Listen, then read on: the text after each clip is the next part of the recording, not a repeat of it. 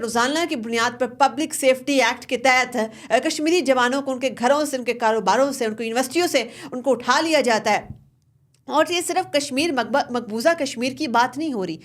पूरे भारत के अंदर कहीं भी कश्मीरी जवान सेफ नहीं है। अगर कोई कश्मीरी जवान तालीम की गर्ज से इंडिया की किसी भी रियासत की यूनिवर्सिटी में जाता है, कारोबार की गर्ज से दिल्ली जाता है, या किसी और छोटे मोटे एडमिनिस्ट्रेटिव काम के लिए बॉम्बे जाता है, किसी भी और रियासत में जाता है, उनकी वापस लाश आती है, वो ज़िंदा सलामत नहीं आते, क्योंकि deliberately Indian state sponsored target killing हो रही है इस वक्त कश्मीरियों के ख़िलाफ़।